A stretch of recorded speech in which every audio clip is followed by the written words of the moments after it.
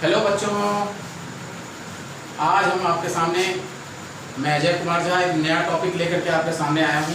अभी हमने previous lecture में हमने क्वाड्रेटिक इक्वेशंस और उससे रिलेटेड हमने काफ़ी सारे क्वेश्चंस इंक्लूडिंग प्रॉब्लम सम्स हमने किया।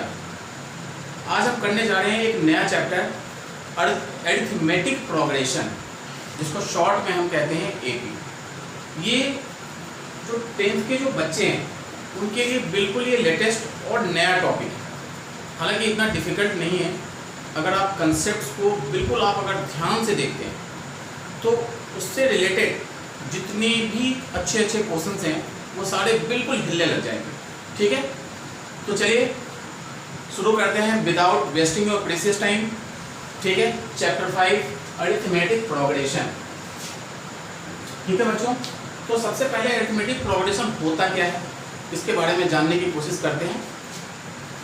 ठीक है, तो देखिए बच्चों, अगर कोई भी नंबर अगर इस फॉर्म में लिखा हुआ हो like 2 4 6 8 dot dot dot dot, इस सीक्वेंस में बच्चों है क्या, इसमें ध्यान दीजिए कि देखिए 2 4 6 8, इसमें कितने का डिफरेंस है, इसमें 2 का डिफरेंस है।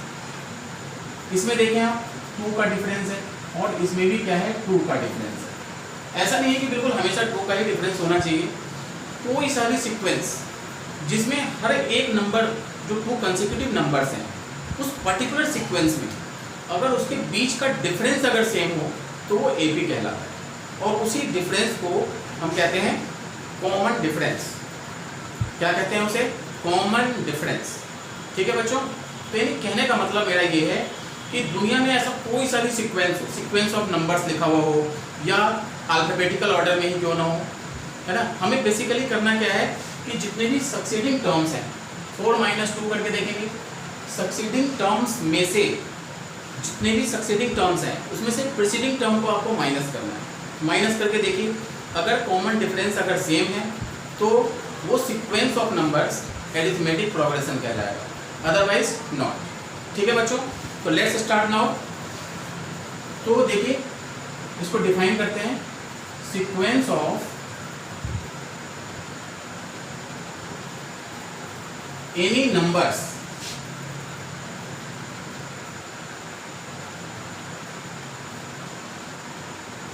having same common difference means 2 और 4 के बीच में 2 का गैप है, 4 और 6 के बीच में 2 का गैप है, 6 और 8 के बीच में 2 का गैप है, यानी common difference same. Having same common difference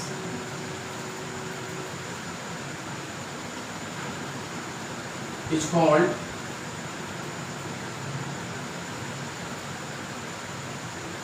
an AP. ठीक है बच्चों, इस तरीके से और भी मैं आपको सीक्वेंस बताने जा रहा हूँ। 3 5, ठीक है, 7 9 डॉट डॉट डॉट, जैसे 10 15 20 25 डॉट डॉट डॉट। ठीक है बच्चों, ये सारे क्या कह रहे हैं कि एपी। इसमें देखिए 2 का डिफरेंस है और इसमें कितना डिफरेंस है, 5 का डिफरेंस है। तो ये जो सीक्वेंस होते हैं वो क्या कहलाते हैं, AP, that is arithmetic progression. ठीक है बच्चों, तो बच्चों अभी तक आपने देखा कि एपी को आप किस तरीके से पहचान सकते हैं कि ये सीक्वेंस ऑफ नंबर्स एपी में है या नहीं है। ठीक है बच्चों, अगर कॉमन डिफरेंस अगर सेम होते हैं किसी भी सीक्वेंस का तो वो एपी कहलाता है। ठीक है, अभी मैं बताने जा रहा हूँ कि एपी का जनरल टर्म क्या है।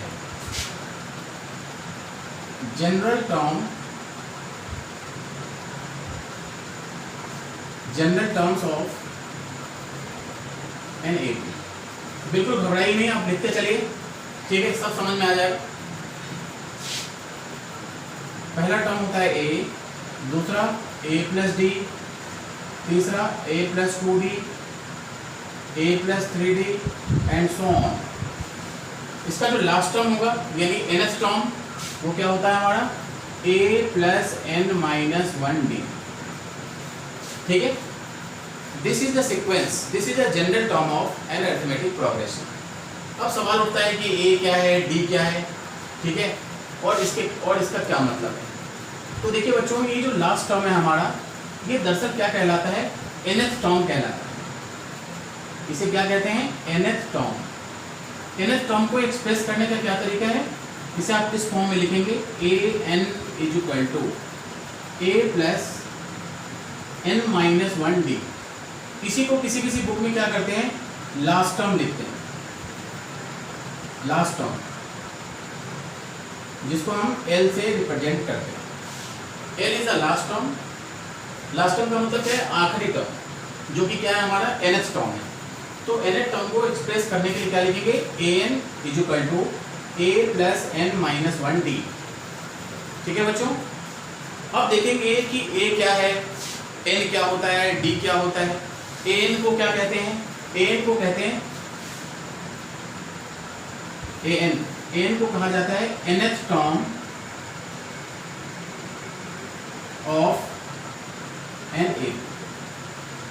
ठीक है बच्चों, a, स्मॉल a को कहते हैं, कैपिटल A भी लिख सकते हैं आप। a को कहा जाता है फर्स्ट टर्म, किसी भी सीक्वेंस का सबसे पहला टर्म, यानी first term of any sequence which is in an AB is represented by A is the first term। n, अगर सिर्फ n हो, an और n में बच्चों डिफरेंस है, ऐसा मत सोच, आप ऐसा नहीं सोचिएगा कि यहाँ पे n कुछ और होता है या यहाँ पे n है यहाँ पे n है, इसमें कंफ्यूज होने की जरूरत नहीं है। n को कहते हैं nth term of an AP, a is the first term of an AP, और n को कहते हैं number of terms.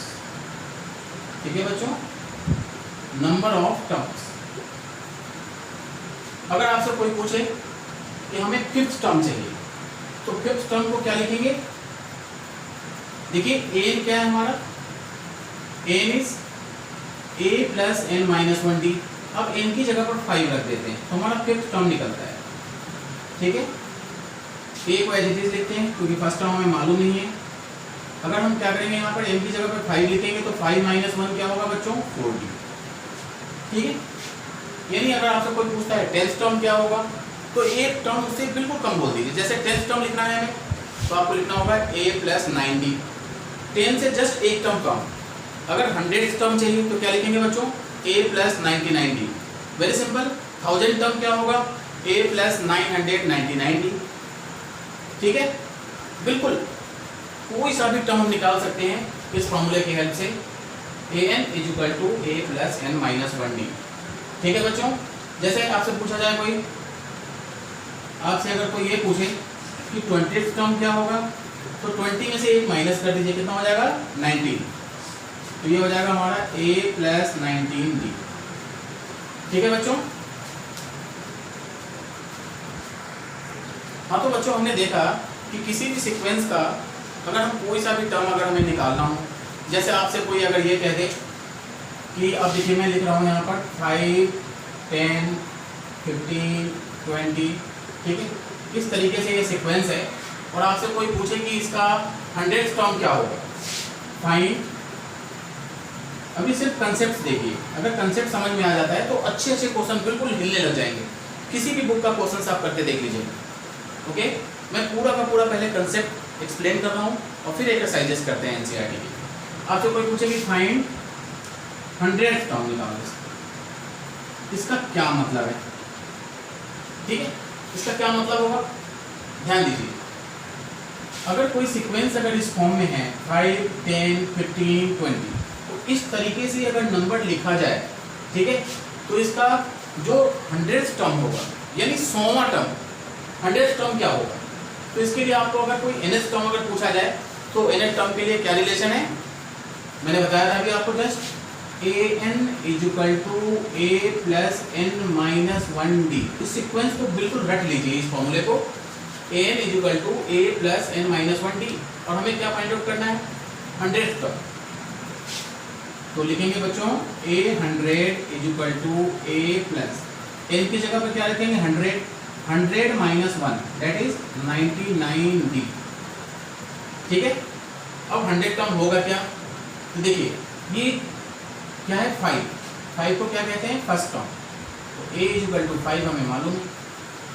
Common difference अगर निकालना है तो क्या करेंगे, बाद वाले टर्म में से जस्ट पहले वाले टर्म को माइनस करेंगे। देखिए इसमें से इसे माइनस कीजिए 5 आएगा, 15 में से 10 को माइनस कीजिए तो 5 आएगा, 20 में से 15 को माइनस करेंगे तो 5 आएगा। It means common difference same, common difference same होना चाहिए जब ये फॉर्मूला एप्लीकेबल है, अदरवाइज नॉट। तो कॉमन डिफरेंस है हमारा कितना, 10 माइनस 5 इज 5। तो इसका 100 टर्म कैसे निकालेंगे, a is equal to 5 plus 99 into common difference is 5। अब इसे सॉल्व कर देते हैं, 5 प्लस क्या होगा ये 500। ये सिर्फ एक छोटा सा एग्जांपल है। इस क्वेश्चन में करना क्या है, देखिए कहने का मतलब कि अगर इस तरीके से अगर सीक्वेंस को लिखा जाए तो इसका जो 100th टर्म होगा वो क्या होगा 500। यानी आसानी से किसी सीक्वेंस को ऑब्जर्व करके अगर फर्स्ट टर्म और कॉमन डिफरेंस अगर मालूम हो तो दुनिया का कोई सा भी टर्म हम निकाल सकते हैं। क्या मालूम होना चाहिए, फर्स्ट टर्म और कॉमन डिफरेंस अगर मालूम हो तो हम कोई सा भी टर्म फाइंड आउट कर सकते हैं। ठीक है बच्चों, तो बच्चों मैंने अभी देखा कि अगर कोई सीक्वेंस लिखा हुआ है तो उसका 10th टर्म किस तरीके से निकाल सकते हैं, 20th टर्म किस तरीके से फाइंड आउट कर सकते हैं, 100th टर्म किस तरीके से फाइंड आउट कर सकते हैं। That is an is equal to a plus n minus 1d।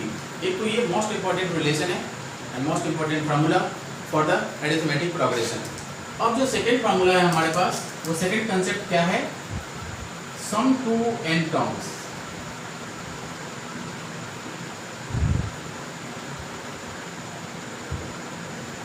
ठीक है, अब इसमें हमें क्या करना है, 5th term, 10th term, 100th term हमें फाइंड आउट नहीं करना है। हमें फाइंड आउट करना है कि सीक्वेंस दिया हुआ होगा और उसको हम समअप, बशर्ते कि बेसिकली जो सीक्वेंस है वो एपी में होना चाहिए। अगर एपी में है तो किस तरीके से उसको हम समअप कर सकते हैं। तो सम का फॉर्मूला होता है बच्चों, याद रखें, Sn is equal to, Sn को क्या कहेंगे, सम ऑफ n टर्म्स। ये होता है हमारा n/2 2a plus n minus 1d। ठीक है बच्चों, और कुछ और इंपॉर्टेंट बातें, क्योंकि 2021 के इस सेशन में सीबीएसई ने कुछ मैथ्स के जो सिलेबस थे उसमें कुछ बदलाव किया है, बदलाव नहीं किया है, डिड्यूस किया गया है। ठीक है, यानी कि जो हमारा सिलेबस था, जो प्रीवियस सिलेबस था, उससे आप ये देख लीजिए कि 30% सिलेबस क्या कर दिए गए हैं, रिड्यूस कर दिए गए हैं।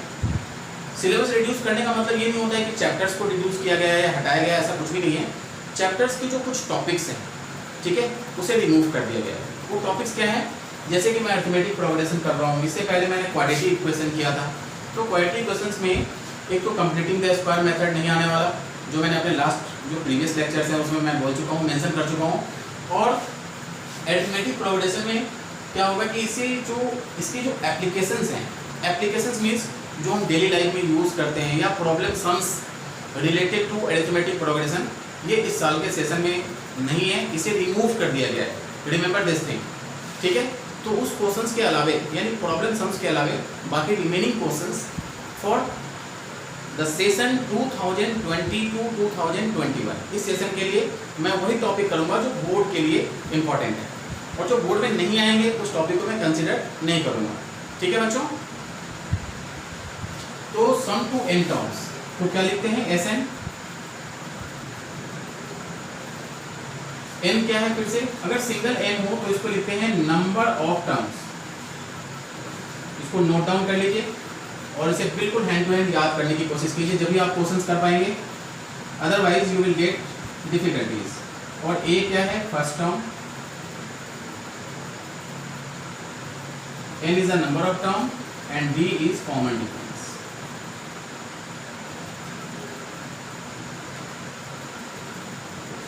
ठीक है बच्चों, अब देखिए इस फॉर्मूले को थोड़ा सा हमें मॉडिफाई करना होगा। फॉर्मूला तो यही है एक्चुअली, मैंने आपको अभी बताया था कि जो nth टर्म होता है हमारा वो क्या होता है, a plus n minus 1d।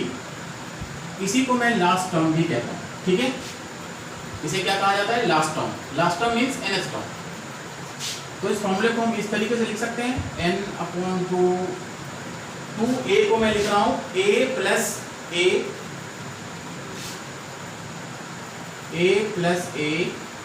Plus n-1d।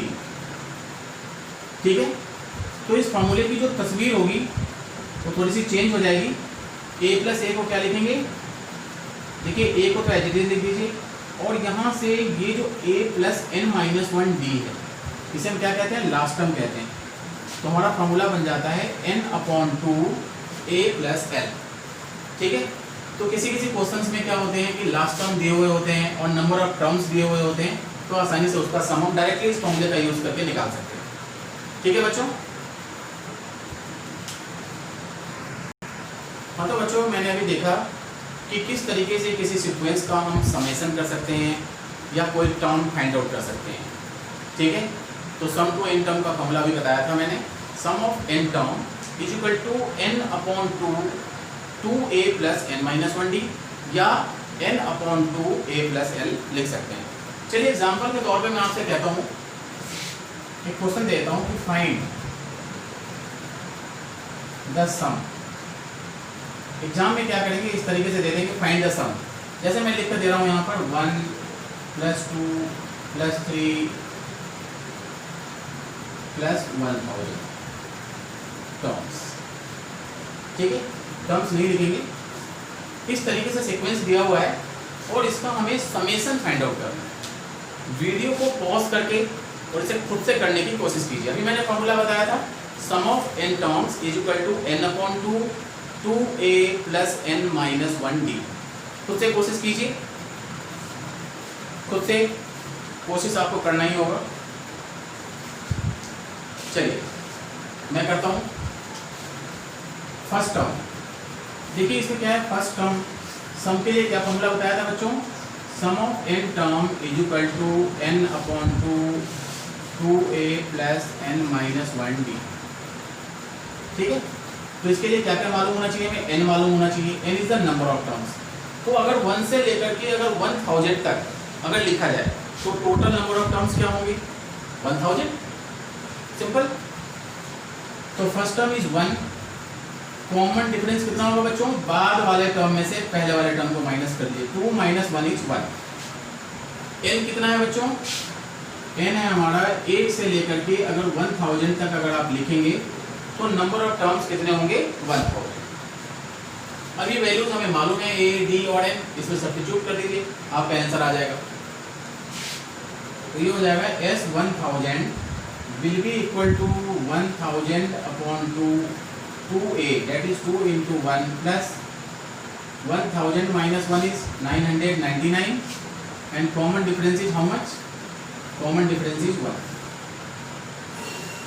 ठीक है बच्चों, अब इसे सॉल्व कर लेते हैं। ये कैंसिल आउट होकर के आ जाएगा 500 और ये होगा 2 प्लस 999 500, इसे एडअप करेंगे तो क्या आएगा बच्चों 1002।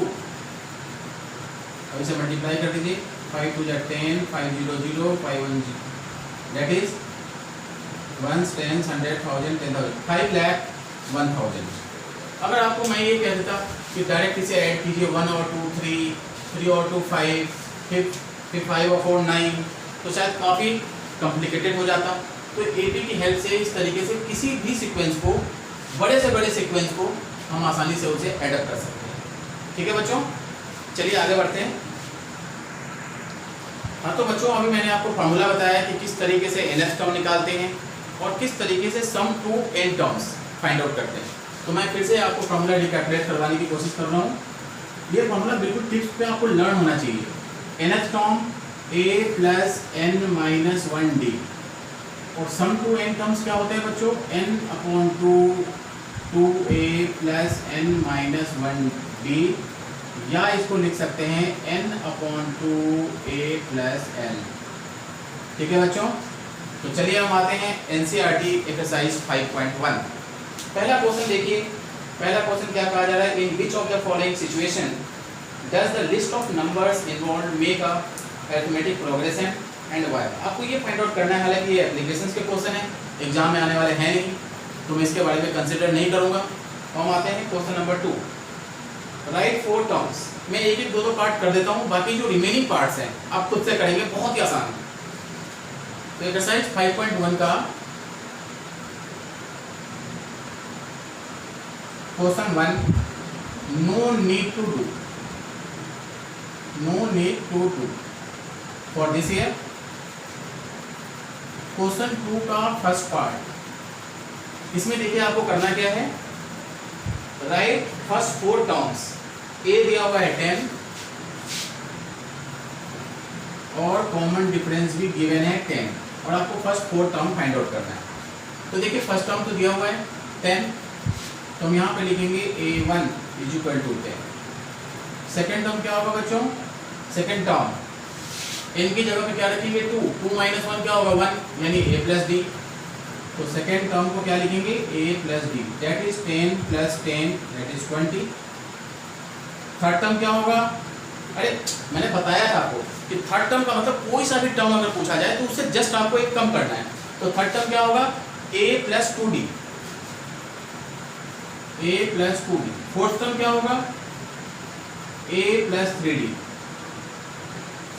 ठीक है, हमें 4 टर्म चाहिए हमें, तो ये होगा 10, ये होगा 20, ये कितना होगा बच्चों 30, और ये होगा 40। तो इस तरीके से हमारे पास अगर a और d मालूम हो, मैंने आपको बताया था कंसेप्ट में भी कि अगर फर्स्ट टर्म और कॉमन डिफरेंस मालूम हो तो दुनिया का कोई सा भी टर्म आसानी से फाइंड आउट कर सकते हैं। इसमें देखिए a और d दिया हुआ है, आप किसी जितने टर्म पूछे जाए, 4 टर्म से नहीं 100 टर्म से पूछा जाए तो आप फाइंड आउट कर सकते हैं। ठीक है बच्चों, तो चलिए इसी तरीके से आप सेकेंड, थर्ड, फोर्थ, फिफ्थ आप आसानी से कर पाएंगे। अगर कोई डिफिकल्टी होती है, ठीक है, तो आप उसे कमेंट करेंगे। और हम आते हैं क्वेश्चन नंबर 3। इसमें ये पूछा गया है कि सीक्वेंस दिया हुआ है और आपको बताना है कि एपी में है या नहीं। याद कीजिए मैंने कंसेप्ट बताया था कि कॉमन डिफरेंस सेम होना चाहिए। अगर कॉमन डिफरेंस सेम है तो एपी में होंगे, अगर कॉमन डिफरेंस सेम नहीं है तो वो एपी में नहीं होंगे। ठीक है बच्चों, तो चलिए हम आते हैं क्वेश्चन नंबर 3।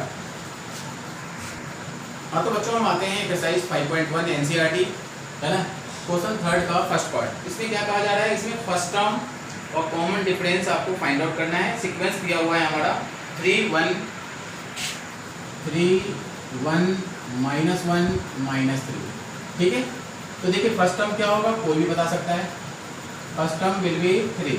कॉमन डिफरेंस किस तरीके से फाइंड आउट करेंगे, 1 - 3 दैट इज -2। तो इस तरीके से बिल्कुल हलवा क्वेश्चन है, बहुत ही आसान क्वेश्चन है। बाकी remaining parts you can try to do yourself. हम आते हैं क्वेश्चन नंबर 4।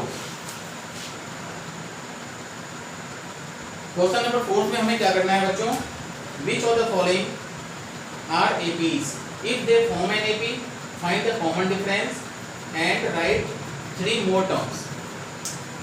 तो देखिए फोर्थ का जो पहला पार्ट है उसमें कहा जा रहा है 4 6 4 2 4 8 16, सॉरी 2 4 8 16। इस तरीके से सीक्वेंस दिए हुए हैं। तो सबसे पहले आपको चेक करना है कि क्या ये एपी में है या नहीं। तो देखिए एपी के लिए सिर्फ हमें कॉमन डिफरेंस देखना है। तो पहला कॉमन डिफरेंस d1 कितना हो जाएगा 4 - 2 दैट इज 2। d2 कितना हो जाएगा बच्चों 8 - 4 कितना होगा 4। d3 कितना होगा 16 - 8। अब देख रहे हैं कि इस कंडीशन में, ठीक है, देखिए इसे 4 और 2 का डिफरेंस कितना होगा 2, 8 और 4 का डिफरेंस कितना होगा 4, 16 और 8 का डिफरेंस कितना होगा 8। इसका मतलब ये है कि इस सीक्वेंस में जो कॉमन डिफरेंस है वो सेम नहीं है। इसका मतलब ये एपी में नहीं है। तो लिखेंगे आप no, no this is not in an AP. कहानी खत्म। चलिए सेकेंड पार्ट को ट्राई करते हैं। सेकेंड पार्ट है हमारा 2 π/2। सेकेंड पार्ट है 2 5/2 3 7/2 3 7/2। इसमें देखिए बच्चों कि कॉमन डिफरेंस क्या होगा d1 5/2 -2 कितना होगा ये 2 2 4 1/2 d2 कितना होगा बच्चों 3 माइनस 5/2। इसे भी सॉल्व करेंगे तो 1/2 आ रहा है, इसे भी सॉल्व कर लेते हैं तो 7/2 माइनस 3 1/2। इस सीक्वेंस में हमने ये देखा कि कॉमन डिफरेंस इसका डिफरेंस, इसका और इसका डिफरेंस और इसका और इसका डिफरेंस बिल्कुल सेम है। इसका मतलब ये एपी में है। अगर एपी में है तो क्वेश्चन में क्या पूछा गया है बच्चों, क्वेश्चन में ये पूछा गया है कि अगर एपी में है तो इसका हमें क्या करना है। अगर ये एपी में है तो हमें फाइंड आउट करना है 1 2 3 4 टर्म पहले से हैं तो 3 और टर्म आप फाइंड आउट करके देखिए आप, ठीक है। तो पांचवा टर्म क्या होगा a plus 4d। First term क्या है 2 प्लस 4, कॉमन डिफरेंस इज 1/2, 2 2 जा 4। पांचवा टर्म क्या होगा, एक term come, that is a plus 4d। तो ये हो जाता है हमारा 2 और 2 4, ठीक है। सिक्स टर्म क्या होगा a plus 5d। First term क्या है 2 5 इंटू 1/2। तो ये हो जाएगा हमारा 2 प्लस 5/2, दैट इज 9/2, ठीक है। फिर सेवेंथ टर्म क्या होगा, सेवेंथ टर्म होगा a plus 6d। a is how much, a is 2 plus 6 into common difference is 2 2 3 जा 6। तो इस तरीके से 3 और टर्म्स हमने फाइंड आउट कर दिया हमने। तो इसी तरीके से बाकी रिमेनिंग पार्ट्स को आप खुद से कोशिश करेंगे। अगर कोई क्वेरीज होती है तो आप उसे कमेंट करेंगे, ठीक है बच्चों, डन।